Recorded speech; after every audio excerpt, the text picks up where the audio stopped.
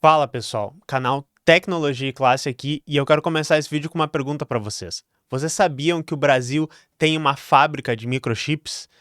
A Seitec, ela é não só a mais importante fabricante de microchips do Brasil, como a única na América Latina que domina o processo do início ao fim da produção desses semicondutores. E hoje eu quero falar para vocês sobre o histórico da empresa, sobre a importância dela para o desenvolvimento da tecnologia nacional, para a nossa soberania, sobre a tentativa de liquidação que aconteceu da empresa, né, e o futuro dela. Então acho que vocês vão achar esse vídeo bem interessante. Se vocês curtem esse tipo de vídeo, por favor, né, apoiem o canal, deixem aquele like, se inscrevam, se quiserem contribuir financeiramente no apoio, todo esse tipo de coisa ajuda a gente a trazer esse material aqui, tá? Acho que vocês vão curtir. Vamos, sem mais delongas, lá para o vídeo. Eu também tenho que agradecer muito, porque esse roteiro aqui, ele não seria uma realidade sem o Jordano Roça e o Yuri Tinti, que fizeram grande parte da escrita deles.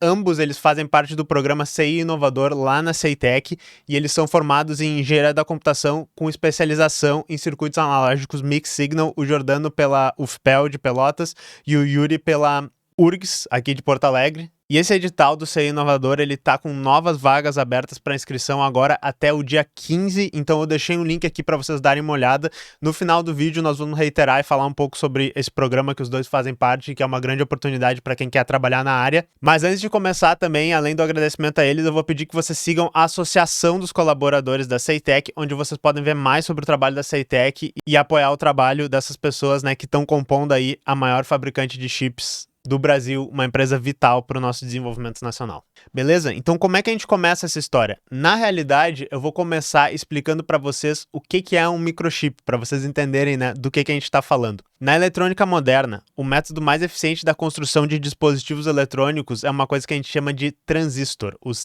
transistores.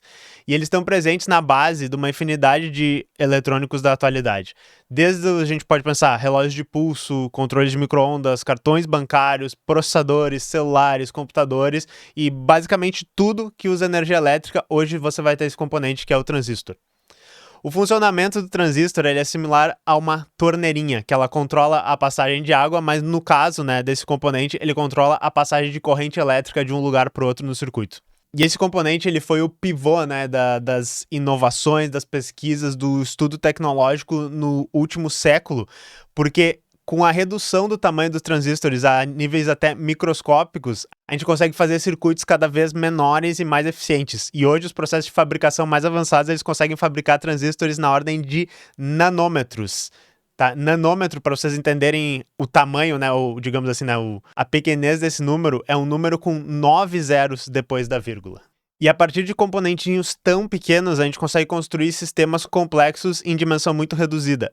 Porque atualmente um único circuito de processador, ele pode ter bilhões de chips funcionando juntos e tudo isso pode caber, né, na palma da nossa mão. Nosso celular, o meu laptop aqui, o meu computador, tudo que tem um processador, um circuito, tem bilhões desses circuitinhos. E, obviamente, a importância desses circuitos faz com que o domínio da fabricação desses circuitos integrados, que a gente chama, seja um dos setores mais críticos da tecnologia moderna. Um país que detém os meios de produção desses componentes possui um ativo de altíssimo valor agregado. E, atualmente, a gente não tem nem uma dezena de países que possuem esse tipo de fábrica de circuito integrado, tá? Para vocês entenderem a importância disso. E como a gente vai falar, né, de uma fábrica de microchips, eu quero começar mostrando para vocês como é que é fabricado um microchip.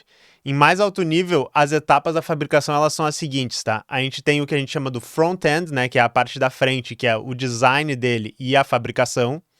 E a gente tem o back-end, que é a testagem, o afinamento, o corte e o encapsulamento. E nós vamos esmiuçar cada um desses passos, tá? O design, como é que funciona? Dado uma especificação do que a gente quer fazer, vão ser feitos projetos e simulações a nível lógico, elétrico e físico. Nós vamos mostrar isso aqui para vocês. São realizadas simulações a partir do que a gente chama PDKs, Process Development Kits, que são arquivos que possuem as especificações de funcionamento de cada modelo de transistor que é fabricado. E a palavra que é importante aqui é o processo, porque cada foundry, que é como a gente chama as fábricas que realizam a impressão desses circuitos integrados, por exemplo, umas que a gente está sempre falando aqui no canal, TSMC, Samsung, Intel, cada uma delas possui seu próprio processo de fabricação, o que é o bem mais valioso que a empresa tem, com termos de manutenção e sigilo que são altamente restritos.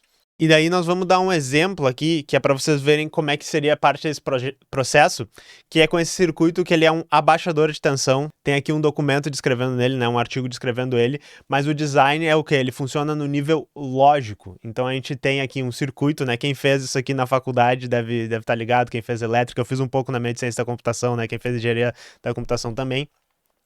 Mas a gente tem os diversos componentes ligados no circuito aqui. A gente tem os buffers, a gente tem a voltagem, todas essas coisas. E isso aqui, né, tá feito num nível lógico. Esse aqui não são componentes reais, são os componentes idealizados que a gente desenha no papel. Ó. Exemplo esquemático a nível lógico de um sistema abaixador de tensão. Aí a gente tem o nível elétrico, porque para cada bloco que está representado na imagem, a gente vai ter que realizar um esquemático elétrico dele mesmo. E é no projeto elétrico que vão ser realizadas as simulações a fim da gente obter o comportamento do circuito e a gente descubra quais são as especificações reais de materiais que a gente vai usar para ele, tá? E também é nessa hora do projeto que a gente descobre qual vai ser a dimensão física do circuito, qual é que vai ter que ser o tamanho dele. Então aqui, ó, tá aqui essa parte, e isso aqui é o diagrama elétrico do comparador de tensão, que é só uma partezinha daquele circuito maior, tá? Aí depois que a gente tem aquele projeto ali, a gente vai fazer o design a nível físico, a gente vai fazer o que a gente chama do layout do circuito. Porque após a gente ter as simulações elétricas baseadas naquilo ali, a gente vai realizar um projeto físico dos componentes. E eu vou mostrar agora para vocês um layout do processo que é referente ao esquemático elétrico que foi exibido na imagem anterior. Então olha só, isso aqui já é aquele circuito, mas colocado nas camadas, né, da pastilha do chip. Pra quem viu um vídeo que eu recomendei esses dias, que era o cara produzindo memória RAM em casa, era um vídeo bem didático que mostrava o cara fazendo todas essas coisas no galpão dele, né, depositando cada uma das partes do circuito e tal, mostrando que ele era feito em camadas, mas enfim, esse aqui é o processo de layout. E daí a etapa de fabricação vai ser quando a gente vai pegar esses projetos e a gente realmente vai fazer, né, a contraparte física do circuito. E isso aqui é o que vocês talvez já tenham visto em documentários, em fotos, né, que é aqueles wafers do circuito. Todos aqueles quadradinhos que são feitos, né, e parece, né, por isso uma wafer. E eles são feitos nessa fábrica. E daí depois, com esse circuito prontos, é preciso fazer o teste elétrico deles, o afinamento deles, o corte individual dos chips está mostrando aqui e a inspeção deles, né? Todas essas partes aqui a CEITEC consegue fazer. Porque agora que vocês sabem mais ou menos o que é o processo da fabricação dos microchips, o que é que a CEITEC, né, aqui no Brasil faz, qual é o portfólio dela? Eles fazem chips para identificação veicular. Então tem a explicação mais longa aqui, mas eles são aqueles chips, por exemplo, que tu cola no vidro do carro e ele detecta, por exemplo, o pedágio automaticamente e abre a cancela do pedágio para vocês. Permite as rodovias que tem o sistema free flow, esse tipo de coisa. Chips de identificação patrimonial, que são as etiquetas no objeto, por exemplo, uma etiqueta num pallet que permite, por meio de um sinal de radiofrequência, né, tu lê por rádio, automatizar processo de logística, automatizar o fluxo de produtos, e também a identificação animal, que é o que o pessoal chama do chip do boi, né, que é um projeto que a CEITEC desenvolveu como uma solução para identificar os animais. Muitas vezes, né, falando com o Yuri e o Jordano, eles falaram que o pessoal hiperfoca muito no chip do boi, dizendo que a CEITEC só faz isso, mas como vocês viram, na realidade eles fazem muitas outras coisas, eles dominam esse processo inteiro, tá? E daí, assim, essa parte aqui vai ser um pouquinho longa, mas nós vamos passar um pouco metodicamente pelo histórico da CEITEC, desde o início da fundação dela, que não é há tanto tempo atrás, né? Ela é fundada em 2008 e nós vamos chegar até hoje, né? Passando por todas as dificuldades que a empresa passou, tá? E eu deixei aqui o histórico do próprio site da CEITEC, que tem uma apresentação bonitinha lá para vocês. Em 10 de novembro de 2008, a gente tem a fundação da CEITEC por um decreto presidencial. Em 2009, a gente tem o prédio administrativo e o design center da CEITEC sendo inaugurados. Em 2011, a CEITEC vai assumir a operação e a manutenção do prédio da fábrica. Em 2011, também, a CEITEC e a empresa alemã X-FAB firmam um acordo de transferência de tecnologia para a produção de circuitos integrados. Já em setembro de 2011, ainda, a CEITEC vai apresentar o CTC 13000, o seu chip RFID UHF, para múltiplas aplicações em logística. Outubro de 2011, a CEITEC anuncia a produção do chip do boi em escala comercial. Em março de 2012, a CEITEC participa como expositora da sua primeira feira internacional, a CeBIT, em Hannover, na Alemanha. E em julho de 2012, a CEITEC anuncia a conclusão da primeira etapa de transferência de tecnologia para sua operação em Porto Alegre, RS. Aí nós vamos para o período de consolidação e reconhecimento nacional da CEITEC. Em junho de 2013, o CTC 3001, produto desenvolvido pela Ceitec, é o primeiro circuito integrado do país a obter o reconhecimento de tecnologia com desenvolvimento nacional. Em novembro de 2013, ao atingir o volume de mais de 6 milhões de chips vendidos, a Ceitec bate a meta de faturamento de 1 milhão prevista no seu planejamento estratégico do ano de 2013. Em outubro de 2014, a Ceitec e a Agência Nacional de Transportes Terrestres, a ANTT, assinam um acordo de cooperação técnica para o desenvolvimento de uma solução de identificação eletrônica e transportadores rodoviários de carga e suas respectivas frotas de veículos, visando a melhoria do sistema logístico brasileiro. E em dezembro de 2014, a Ceitec é recomendada para receber a certificação ISO 9001-2008, norma internacional para sistemas de gestão de qualidade. E daí nós vamos aqui para a fase lá de 2015 para 2016, que é o início do desmonte da Ceitec, que, como vocês podem ver, é uma empresa que estava conseguindo se inserir no mercado e dar lucro nesse mercado, ok? Em 2015, o que acontece? Apesar dos avanços técnicos, como o chip de passaporte que estava em desenvolvimento, o CTC 21001, a empresa começa a sofrer com restrições orçamentárias e desinvestimento. E já em agosto de 2016, com o golpe parlamentar que levou Michel Temer à presidência, a política de desmonte das estatais se intensifica e a Ceitec passa a ser tratada como um problema fiscal e não como um ativo estratégico de soberania nacional. Aí nós temos aqui o período, né, que os nossos roteiristas aqui chamaram de cerco neoliberal à soberania nacional, que é de 2017 a 2019. Em 2017, a Casa da Moeda, sob a influência do governo Temer, pretere a solução da Ceitec para os chips de passaporte e escolhe uma empresa privada estrangeira com um chip menos seguro e sem a certificação internacional Common Criteria. A solução da Ceitec era mais barata e com comprovada qualidade, evidenciando um movimento claro para esvaziar a estatal. Então, se vocês entenderam aqui, a Ceitec estava desenvolvendo um projeto de chip para o passaporte, que ia ser uma coisa que não só ia ser mais segura, como, né, ia gerar os empregos, ia gerar renda, ia ajudar a desenvolver a tecnologia nacional aqui, feito por uma empresa estatal, e daí o governo Temer pega e o quê? Compra uma solução lá de fora. Em 2019, a Ceitec é incluída no programa de desestatizações do governo Bolsonaro, apesar de acumular expertise única na América Latina e ter seu portfólio de RFID em desenvolvimento. O governo inicia os trâmites para sua liquidação. E daí nós vamos agora para a fase da liquidação e a reação da sociedade, que foi de 2020 a 2022.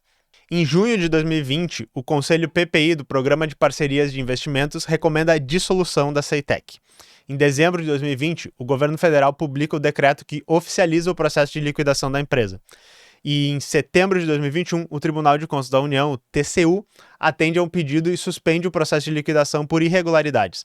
O ministro Vital do Rego aponta que o governo não seguiu o rito legal, ignorou o Ministério da Ciência e Tecnologia e não apresentou justificativas plausíveis, além de estimar que manter a empresa paralisada custaria entre 200 e 300 milhões de reais. Então isso aqui foi o absurdo que a gente viu durante o governo Bolsonaro, o pessoal desmontando uma empresa vital para o desenvolvimento da soberania nacional, uma empresa que dava lucro, mas que, claro, desde 2015 vinha sendo desmontada, vinha sendo sabotada, vinha sendo cortados os investimentos nelas. E em 2023 e 2024 a gente tem a reversão da liquidação. Então, em janeiro de 2023, logo no início do novo governo do Lula, a ministra da Ciência, Tecnologia e Inovação, Luciana Santos, anuncia a decisão de reverter a liquidação, considerando a empresa como estratégica. Abril de 2023, o presidente Lula assina o decreto que autoriza a reversão do processo de liquidação e a retomada operacional da Ceitec. E em 2024, a empresa foca em reativar seu portfólio de produtos RFID e na reaproximação com clientes históricos. E agora, né, de 2025 em diante, a gente tem o que eles estão chamando de um novo ciclo e a transição tecnológica, ok? Em dezembro de 2024, o Ministério de Ciência e Tecnologia anuncia um robusto investimento de 220 milhões para a nova fase da empresa.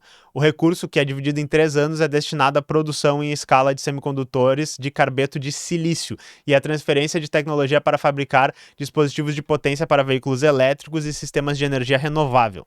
A ministra Luciana Santos afirma que não há dúvidas de que a Ceitec reúne as condições para o desenvolvimento e a fabricação desses dispositivos de ponta, já havendo encomendas para esses novos chips. Em 2025, a estratégia da retomada dá frutos. A Ceitec registra 5,47 milhões em receitas próprias até agosto, com resultado impulsionado principalmente pela reativação de contratos e foco no portfólio de soluções RFID. A empresa destaca que o desempenho em 2025 recoloca a companhia em um patamar de destaque frente aos últimos anos. A demanda pelos chips RFID, como o chip da identificação veicular, se mantém aquecida e os projetos são retomados com sucesso. Então, quando a empresa conseguiu voltar a funcionar, entendeu? ela começou a dar lucro de novo. Mesmo ela estando, que nem a gente vai falar para vocês, parada nesse setor e tendo sido muito danoso os esforços de liquidar ela e desmontar ela. E daí em 2025, né, a missão da Ceitec, eu deixei um link aqui para vocês lerem, mas é desenvolver e fabricar dispositivos semicondutores com tecnologias inovadoras, contribuindo para a transição energética e transformação digital em benefício da sociedade. Porque as principais atividades deles hoje são o quê? O design de circuitos integrados com nicho em aplicações de RFID e o teste, afinamento, corte e enfilamento dos circuitos, ok? Mas então, assim, a gente falou do portfólio que a Ceitec tem, a gente falou do que eles fazem, a gente falou do histórico, a gente falou da liquidação. O que aconteceu depois que ela volta, né, da tentativa do governo Bolsonaro de liquidar essa empresa importantíssima pra gente? Isso aqui é a parte que me deixa maluco, tá, pessoal? O time de desenvolvimento de designs foi descontinuado e os projetistas de circuitos foram demitidos, ok? Numa tese que a gente linka lá no final, que o nome da tese é Os Semicondutores, o caminho para a superação da dependência tecnológica no setor e o papel da Ceitec, do Adão Vilaverde, ele menciona, tá, que 80% dos profissionais demitidos na liquidação, eles já se encontravam quase imediatamente trabalhando para empresas estrangeiras em 2023, tá? Então, basicamente o que aconteceu é que a gente tinha esses profissionais com essa expertise, a gente jogou fora, né, a empresa que tinha esses profissionais e eles imediatamente são contratados por empresas do mesmo nicho em outros países porque são profissionais extremamente qualificados, extremamente importantes, tá? A Ceitec, ela ficou fora do mercado de RFID por um período significativo. Porém, mesmo tendo ficado fora do mercado por esse tempo, os produtos de RFID legados da empresa agora ainda possuem muita demanda e são o carro-chefe do faturamento da empresa. A gente recomenda, se vocês quiserem ler como foi toda a tramitação da liquidação da Ceitec, na tese do Adão Vilaverde, o capítulo 6, tá? A página 99, vocês podem ler isso. E o que a gente entende é que, inclusive, não foi feita nenhuma venda ou uma transferência para um setor privado desses desenvolvimentos, mas sim aconteceu uma liquidação da empresa. A empresa basicamente foi destruída, tá? Como se o país ele não pudesse ter vocação ou mesmo a capacidade para fazer incursões nesse mercado. E é quase inacreditável que exatamente quando a gente tem uma corrida no mundo para deter o domínio e a expertise dos semicondutores, porque é uma questão geopolítica extremamente importante, nós estamos aqui no canal Teclas falando todo dia sobre essa guerra fria dos chips, né, que os Estados Unidos e a China estão envolvidos. Uma coisa que é extremamente importante para a soberania nacional, para o comércio global, o nosso país optaria por renunciar desse ativo extremamente importante que podia permitir que a gente desse um salto nesse campo. E daí, para finalizar agora, uma coisa que conversando com o pessoal lá de dentro da Ceitec, eles me disseram, é que eles têm um plano agora para fazer uma coisa diferente, tá?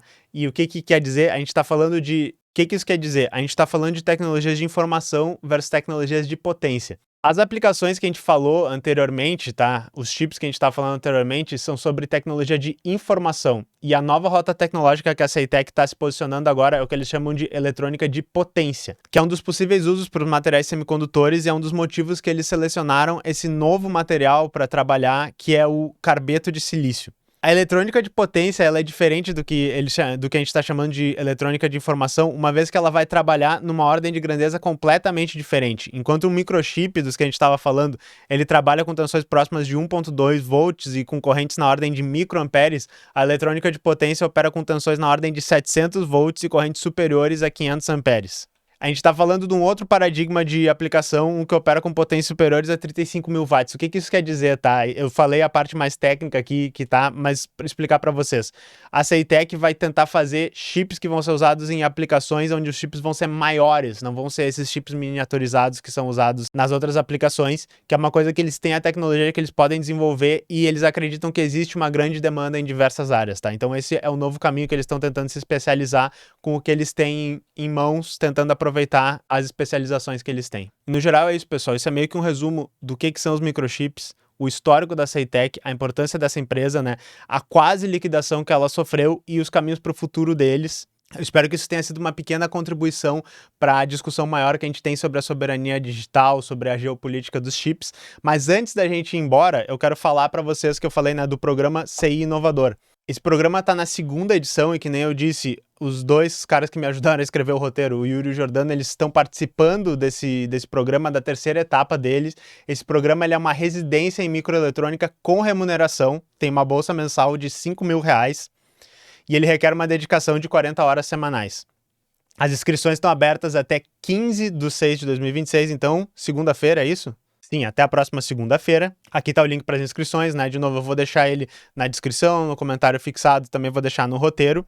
30% das vagas vão ser reservadas para mulheres. Vão ter provas presenciais no dia 28 de junho, beleza? E daí vocês deem uma olhada no site ali para vocês encontrarem mais informações. As trilhas de especialização vão ser sistemas digitais, sistemas analógicos mixed signal e sistemas analógicos de radiofrequência. O programa tem 3 fases diferentes, que é uma fase de capacitação com 144 estudantes, uma fase de vivência internacional com 64 estudantes e uma fase in company com 32. Então vai reduzindo o número de pessoas, vai passando por um processo ali seletivo como se fosse, mas né, o programa começa com bem mais gente tendo a possibilidade de se capacitar.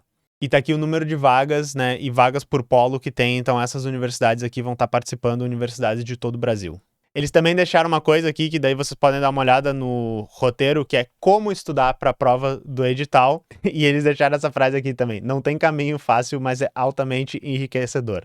E que nem eu disse, né? Eu sou um mero cientista da computação. Essas coisas de circuito, parece que o meu cérebro desliga quando a gente tá falando desse tipo de coisa. Então, né, eu defiro aí para os links que estão aqui. Por favor, estudem por aqui se vocês tiverem interesse. E lembrando de novo, eu deixei no roteiro também o link da associação dos colaboradores da CEITEC, provavelmente sigam eles por lá, vocês vão achar, né, o pessoal se precisarem de dúvidas aí. Deixando as referências aqui no final, que nem eu disse, a tese sobre semicondutores do Adão Vilaverde, a gente deixou 2 relatórios do CEITEC aqui, o relatório de auditoria interna de 2019 e o relatório de prestação de contas de 2014, que são documentos muito bons que falam sobre a estrutura interna da empresa, sobre o histórico da empresa, sobre o desenvolvimento, né? Quem quiser entender melhor, obviamente pega ali, mete 200 páginas de leitura, bem interessante, e também o livro que eles citaram aqui, que é o livro do André Roncaglia, né, que é o Bidenomics nos Trópicos. Na realidade, é o livro organizado pelo André Roncaglia e Nelson Barbosa. Beleza, pessoal? Espero que vocês tenham gostado. Essa aqui, né, que nem eu disse, foi uma pequena contribuição para a discussão da soberania digital. Deem uma olhada lá no edital se vocês querem trabalhar com circuitos e trabalhar nessa empresa que eu considero que seja tão importante para o desenvolvimento nacional. E nós nos vemos na próxima.